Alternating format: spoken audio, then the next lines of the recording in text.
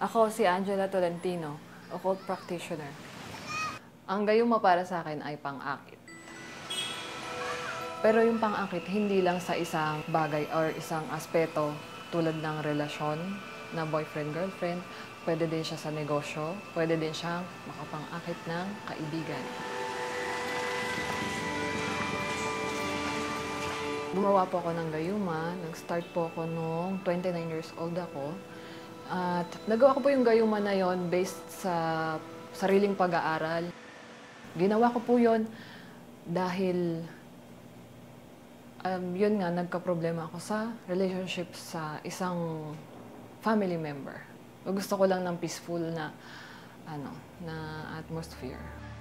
Yung ginawa ko pong gayuma, yung pong tinatawag na bulong, masasabi ko pong naging effective talaga siya kasi naging magkasundo po kami habang ginagawa ko po yung bulong na yun. Personally, ang bulong na ginagamit ko, sariling lengguwahe ko lang, Tagalog.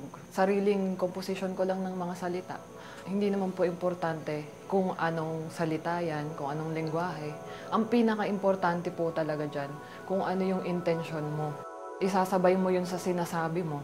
Tapos, kasabay din po nun yung malakas na faith na maapektuhan siya nito, na ma-absorb niya to. Pag sa tubig naman po or sa pagkain, bago ko po ibigay sa kanya, bago po pakain sa kanya or painom, yun bubulungan ko po muna. Naging effective naman po siya. So, yun nga, doon na po nag-umpisa na mas mag-aral pa ako bukod sa bulong at subukan ko pa yung ibang paraan.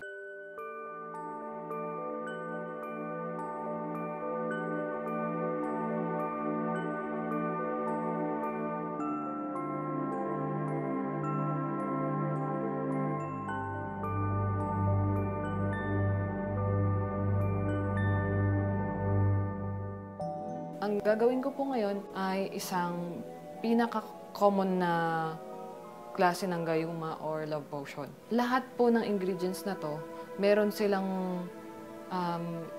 corresponding meaning or symbol na nire-represent para po maging effective yung love potion.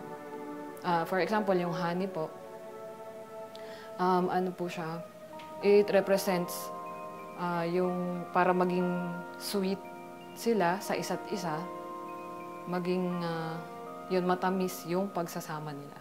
Hindi po dahil nakikita nyo ngayon kung ano yung nandito sa harapan natin na ingredients, magiging effective na po yung gagawin yung gayuma kapag ginaya nyo. Meron pa pong ibang bagay or iba pa pong dapat gawin katulad ng intention and yung orasyon o dasal na kasama nitong potion na gagawin natin.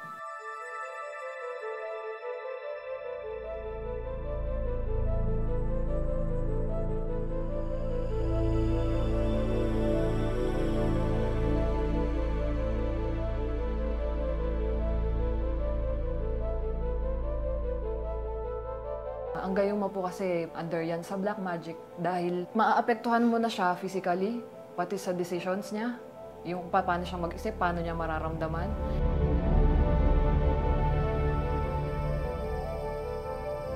Ikaw na yung kumokontrol dun sa tao. Hindi mo na siya binibigyan ng sarili niyang choice.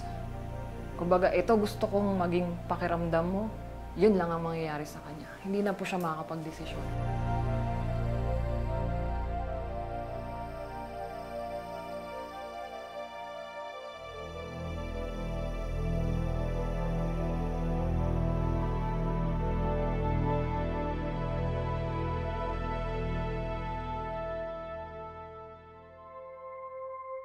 Sinubukan ko pong paraan yung pagtitirik ng kandila at saka pagdadasal.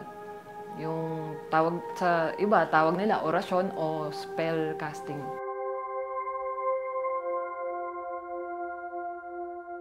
Hindi ko po alam na parte na po ito ng tinatawag nila na black magic. So, yung pagtitirik ng kandila, mayroon pa po kasing mga parang paraan para ma-charge mo ng energy yung kandila. Nagagamitin mo plus yung dasal, ako lang po yung mismong gumagawa nun para sa kanila. At meron din pong mga sinusunod na oras at kung ilang beses mo siya gagawin para mas maging epektibo kahit wala silang gawin. Kailangan ko lang ng kaunting impormasyon na galing dun sa tao na ipagdadasal ko para sa kanila. Tapos yung dasal po, ako lang po yung mismong gumagawa eh. Yung pag nandun na po ko sa oras na nagtitirik na ako ng kandila, doon ko po kusang nagagawa yung dasal. Para po siyang sinusulat ko siya ng patula nang hindi ko po pinag-iisipan. Sa natatandaan ko po, meron po ako isang kakilala. Hindi ko po siya close friend.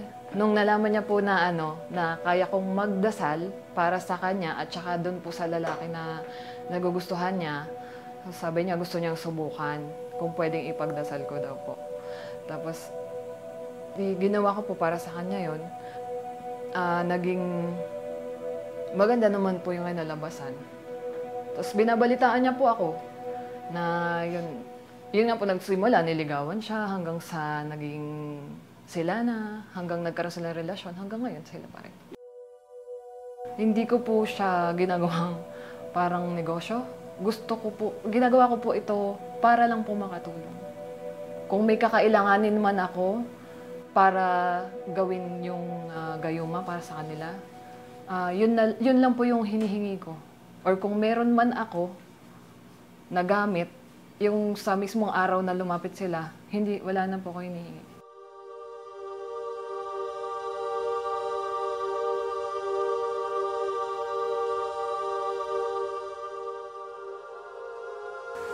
Ito po yung mga gamit na galing sa lola ko. Ito po yung libro niya. Nandito po yung paano ginagawa ang gayuma, yung paraan, yung dasal. Meron din po siyang medalyon na ginagamit sa panggagayuma. Nakagawa na ako ng gayuma bago pa po ito nakuha. Tapos nung nasa akin na po itong mga to, lalo na po itong libro, nagamit, di ko siya nagamit, pero nung binasa ko po yung laman niya, yun po ang ginagawa ko bago po pa siya mabasa.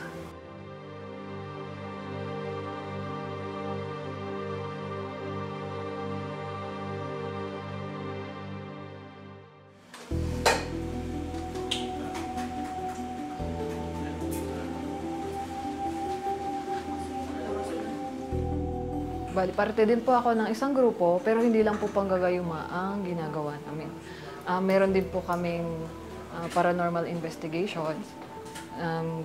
Tapos nagkakandak din po kami ng house cleansing and nagtuturo po kami ng spiritual practices. Ang pangalan po ng grupo namin ay Paranormal All Stars. At ang goal po ng grupo ay ma-unify ang lahat ng tao na interesado sa paranormal world.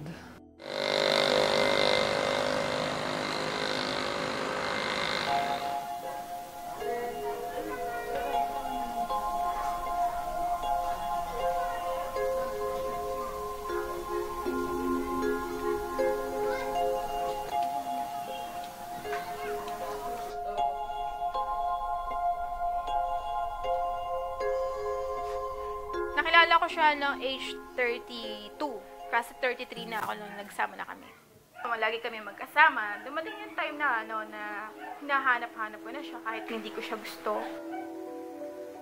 Nung time na nakikita ko siya, gustong-gusto ko na siya makita, excited ako makita siya. Feeling ko ang gwapo-gwapo niya.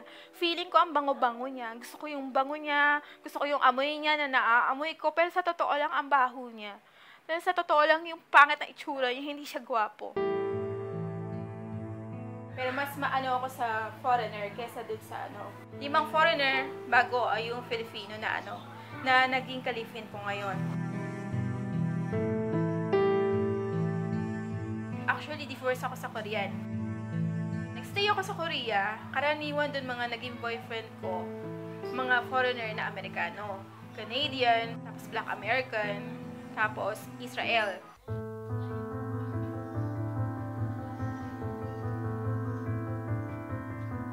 Sabi niya, mahal mo ba ako?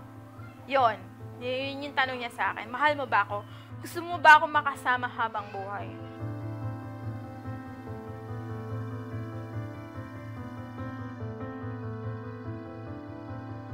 Pwede ko siyang mahalin. Sabi ko gano'n sa sarili ko. Sabi ko, sige. Oo, sabi ko. Gusto naman kita makakasama habang buhay. Mabait ka naman. Sabi ko gano'n. Kasi yun, naging kami na. Nagkakilala kami noong February 2006 hanggang March 6 nung sinagot ko siya 2006. Na naging mag-live-in kami mula noon. Gwapong-gwapo ako sa kanya. Tapos, ano siya, yung parang, ano ba yun? Sabi kong gano'n. Parang gusto humaling ako sa kanya na hindi naman dapat. Pag nawala siya sa tabi ko, kailangan hanapin ko siya. Kasi tricycle driver siya, noong time na yon na nagsasama kami. Andun lang ako sa loob ng bahay. Pag alam kong wala na siya sa tabi ko, lalabas ako. Kasi yung aamuin ko lang yung hangin. Tapos malalaman ko na kung saan siya banda.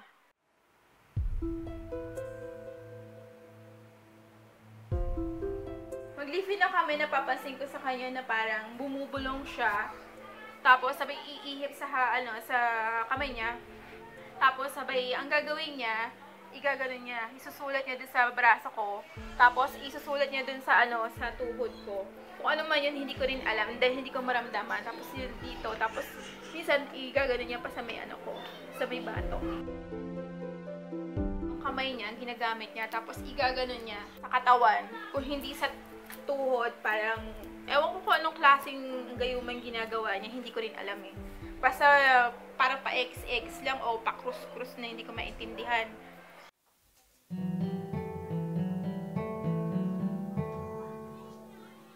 Hindi niya sa akin inaamin na ginayuman niya ako.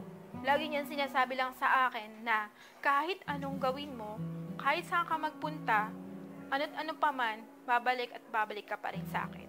Yun lang yung sinabi niya sa akin. Kaya nare-realize ko na may ginawa siya.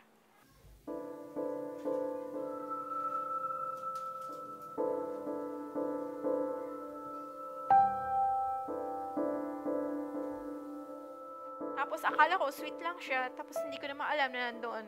Kasi hindi ako naniniwala ng time na yun tungkol sa gayuma. Pero ngayon naniniwala na ako kasi hindi ako makaalis sa kanya.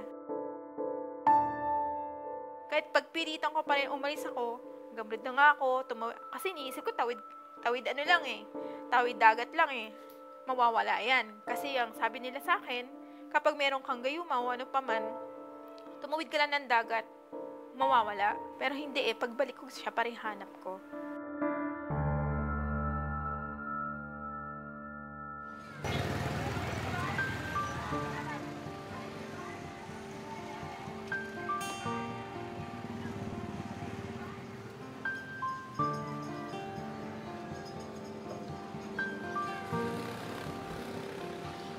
Pupunta ako sa Lokban, Quezon ngayon para makipagkita kay Ate Telma para ipatanggal ang gayuma.